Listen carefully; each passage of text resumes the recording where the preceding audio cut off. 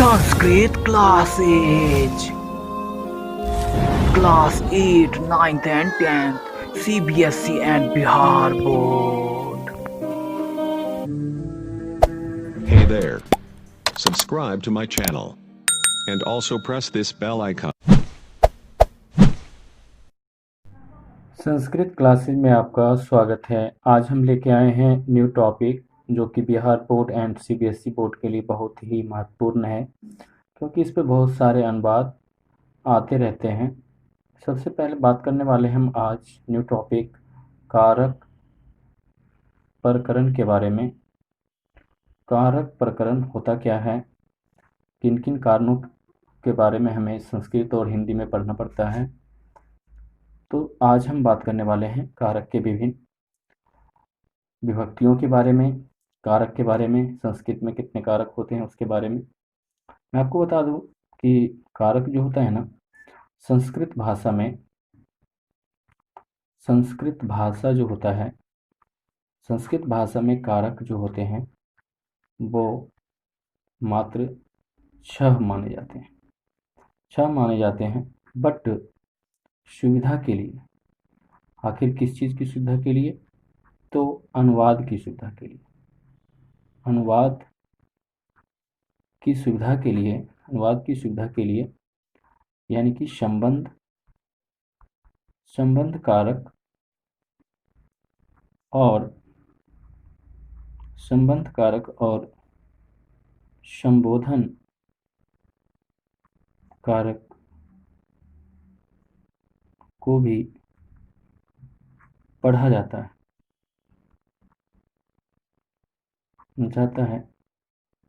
But Sanskrit में जो है ना, कारक 6 ही होते हैं। मैं आपको बता दूं, संस्कृत में अगर कारक की अगर परिभाषा अगर कहें तो क्रिया वैत्वम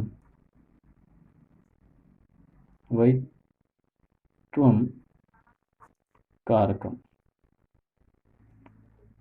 यानी कि क्रिया के साथ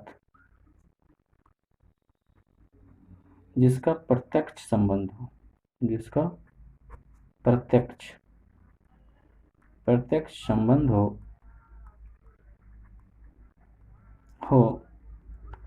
कारक कहलाता है, यानी कारक कहते हैं। क्रिया के साथ जिसका प्रत्यक्ष संबंध हो उसे कारक कहते हैं। तो हम अब पढ़ने वाले हैं कारक की विभक्ति के बारे में। ये 2 कारक जो आप देख रहे हैं, हिंदी भाषा में 8 होते हैं, बट अनुवाद की सुविधा के लिए संस्कृत में इसे पढ़ा जाता है, यानी क्रियान्वित्वम कारकम, अर्थात क्रिया के साथ जिसका प्रत्यक्ष संबंध हो कारक कहते हैं।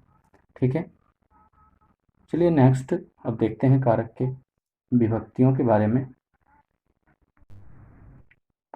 अब हम बात करने वाले हैं संस्कृत विभक्ति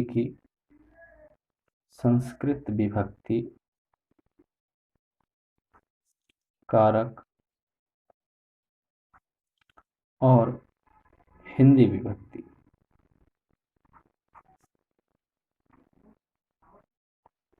हिंदी विभक्ति के बारे में संस्कृत विभक्ति में आता है प्रथमा, द्वितीया, तृतीया, चतुर्थी, पंचमी, षष्ठी, सप्तमी और अष्टमी। अष्टमी होता है संबोधन होता है, बट उसको प्रथमा ही पढ़ा जाता है, प्रथमा। ठीक है, देखिएगा कारक में प्रथमा व्यक्तियों के कर्ता, कर्म, करण, संप्रदान, आपादान,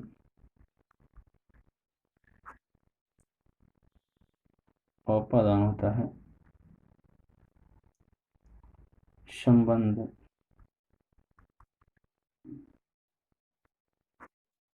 अधिकरण,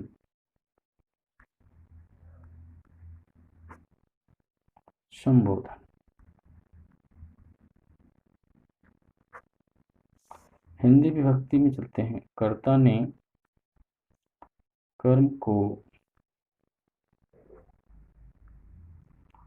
करण से द्वारा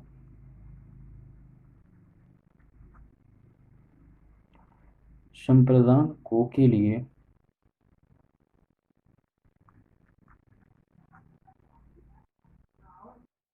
आपादान से संबंध का के की रा रे री अधिकरण में पय और पर संबोधन हे अरे हो अहो अजी भो ये सारे होते हैं।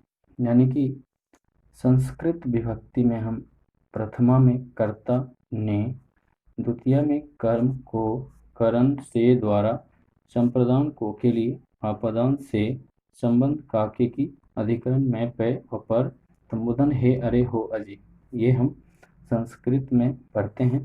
कारक, ये कारक के जो हैं प्रकार हैं जी, ठीक है, इसको याद करेंगे आप। इस पे बहुत सारे टास्क जो हैं क्वेश्चन आते हैं एग्जाम में इससे संबंधित, तो बोर्ड परीक्षा के मद्देनज़र ये वेरी इंपॉर्टेंट चैप्टर है, बहुत ही महत्वपूर्ण है। धन्यवाद। अब आगे बताते हैं इसके नेक्स्ट टॉपिक। अब हम बात करने वाले हैं कारक के विभक्तियों के विशेष प्रयोग।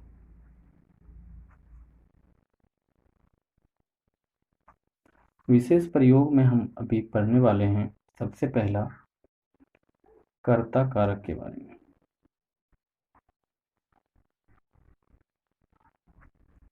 कर्ता कारक के बारे में पढ़ने वाले हैं, यानी इसको कह सकते हैं क्रिया संपादकः कर्ता, यानी कि क्रिया का जो संपादन करता है, क्रिया का संपादन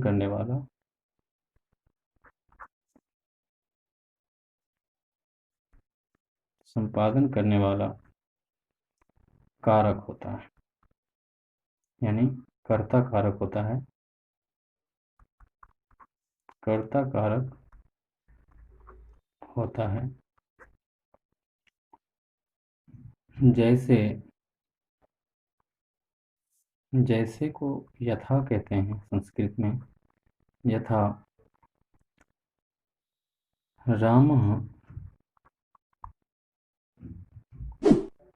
रामः पठति,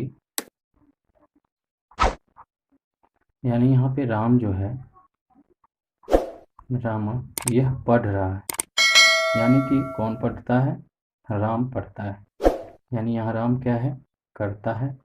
और कर्ता का संपादन करने का अर्थ होता है कि कर्ता जो कारक है, इस कर्ता कारक में क्रिया संपादक का कर्ता होता है, यानी क्रिया जो कर रहा है, यानी कर्म जो कर रहा है, क्रिया जो रहता है वो संपादित करता है, यानी संपन्न करता है। जो मेन भूमिका होता है, मुख्य भूमिका अदा करने वाला होता है, वो कारक होता है। जैसे राम पठति देख रहे हैं आप, राम पढ़ता है, तो कौन पढ़ रहा है, तो यहाँ पे संपादित, पढ़ने का काम कौन कर रहा है, संपादित कौन कर रहा है, तो राम कर रहा है, इसीलिए राम क्या हो गया, कर्ता हो गया। ठीक है, अब हम बात करने वाले हैं कर्ता कारक में जो है ना विभक्तियों को चिन्हों का प्रयोग होता है। सबसे पहला होता है कर्तरी प्रथमा। कर्तरी प्रथमा यानी कर्ता कारक में प्रथमा विभक्ति होती है। दूसरा होता है अभी धेय मात्रे प्रथमा, किस किस में प्रथमा विभक्ति होगी वो बात कर रहे हैं हम। तीसरा है अव्यय योगे प्रथमा। चौथा है संबोधने प्रथमा।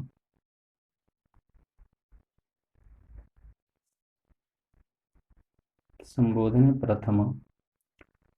पांचवा है प्रयोजके, जो प्रयोजन करते हैं, प्रयोजके कर्तरी प्रथमा। छठा है उक्ते कर्मणि प्रथमा। उक्ते कर्मणि प्रथमा। ये 6 हैं। सबसे पहले देखते हैं हम कर्तरी प्रथमा के बारे में। यानी कर्ता में प्रथमा विभक्ति होती है, यानी कर्ता में प्रथमा विभक्ति होती है। जैसे हमने बताया था रामः पठति, राम है, यहाँ प्रथमा विभक्ति हुई है यहाँ पे राम में।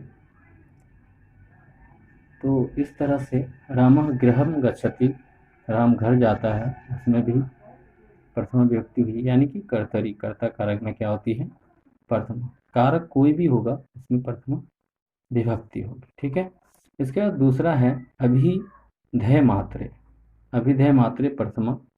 अभिधेय मात्रे प्रथमा का अर्थात होता है, अभिधेय का अर्थ होता है नाम, यानी कि अभिधेय जो होता है, अभिधेय जो होता है धेय, इसका अर्थ होता है नाम। यानी नाम के अर्थ में भी केवल नाम जो व्यक्त करना हो तो उसमें प्रथमा विभक्ति होती है। केवल नाम जो है, केवल नाम में क्या होती है, अगर व्यक्त करना हो तो उसमें भी प्रथमा विभक्ति होती है। जैसे रामा हो गया, रामः, कृष्णः, इसके बाद गजः, इसके बाद देवः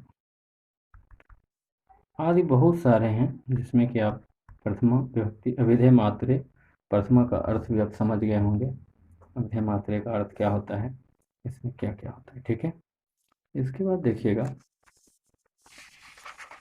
नेक्स्ट है अव्यय योगे प्रथमा।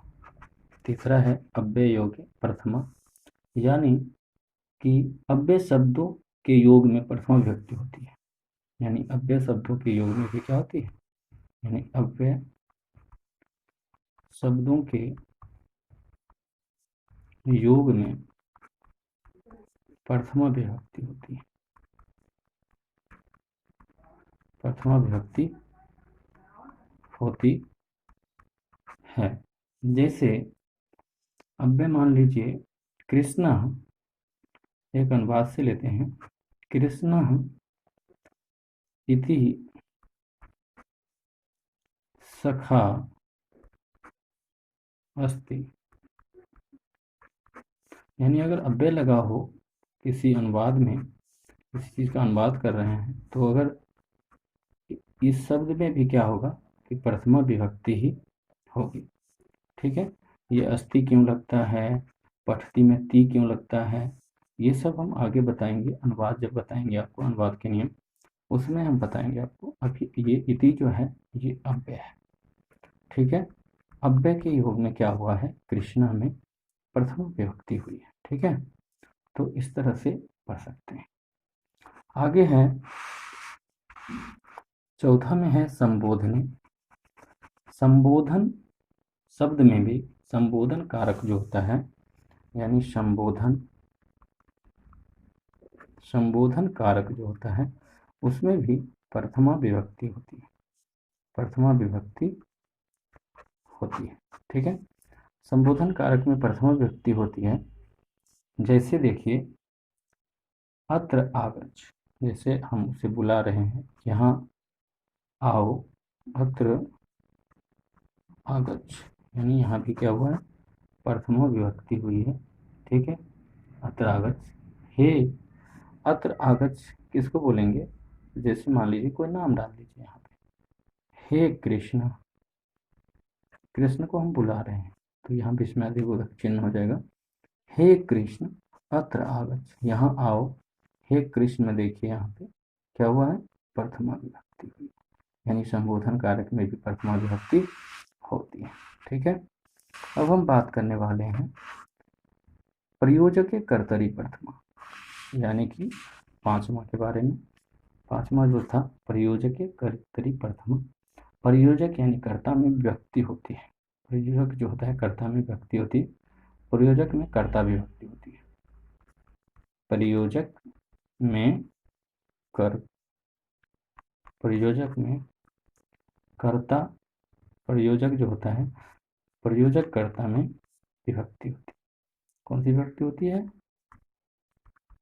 विभक्ति इसमें भी प्रथमा ही होगा, ठीक है, प्रथमा विभक्ति होती है। जैसे पिता पुत्रम, जैसे पिता पुत्रम, पुत्रम कुछ दिखा रहा है, चलिए मेघम, मेघम दर्शति, पिता पुत्र को क्या दिखा रहा है? मेघ दिखा रहा है, ठीक है। यहाँ पे क्या है? प्रयोजक कौन है? पिता है, इसलिए पिता में जो हुई है वो पढ़ेंगे, इसका शब्द रूप जो होता है वो पढ़ेंगे हम, तब आपको पता चलेगा। आकारांत शब्द है, इसमें भी प्रथमा विभक्ति होगी, यानी प्रयोजक, जो प्रयोजक होगा यानी जो प्रयोजन करेगा उसमें भी क्या होगी?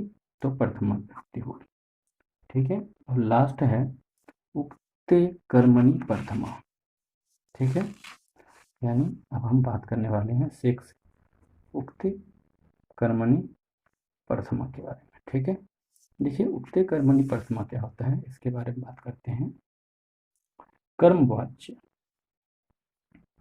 यानी कर्मवाच्य, कर्तरी वाच्य, ये पढ़ेंगे आप, वाच्य पढ़े होंगे वॉइस, उसमें होता है कर्म। वाच्य में कर्म जो होगा, कर्म में प्रथमा विभक्ति होती है। क्या होती है? प्रथमा विभक्ति होती है, ठीक है। देखिए कर्मवाच्य में प्रथमा विभक्ति होती है, यानी मया, मया कृष्ण, कृष्ण दृश्यते, ते एते अंते, ये आत्मनेपदी और परस्मैपदी के बारे में बताएंगे, तब आपको बताएंगे इसमें ते एते अंते कैसे हुआ। देखिए मया कृष्ण दृश्यते, कृष्ण मतलब होता है सर्प, यानी कि मेरे द्वारा, यानी कि कर्मवाच्य है, कर्म यानी कि कर्म पे जिसका फल पड़ता है कर्मवाच्य होता है। देखिए मेरे द्वारा क्या देखा गया? सर्प देखा गया, ठीक है। मेरे द्वारा सर्प देखा जाता है या देखे हैं, ठीक है। तो देखिए यहाँ पे कृष्ण जो है सर्प, इसमें क्या हुई? दृश्यते, यानी इसमें प्रथमा विभक्ति हुई, यानी कि हम कह सकते हैं कर्मवाच्य में भी प्रथमा विभक्ति होती है, ठीक है। तो कारक विभक्तियों के विशेष जो प्रयोग है उसमें हमने कर्ता कारक के बारे में आपको डिटेल से बताया, कर्तरी प्रथमा के बारे में, अभिधेय मात्रे प्रथमा के बारे में, अव्यय योग्य प्रथमा के बारे में, संबोधने प्रथमा के बारे में, प्रयोजक के कर्तरी प्रथमा के बारे में, उक्त कर्मणि प्रथमा के बारे में। तो ये सारा डिटेल्स, आशा करता हूँ आपको वीडियो अच्छी लगी हो तो प्लीज़ लाइक कर दीजिएगा, सब्सक्राइब करिए। Thank you so much.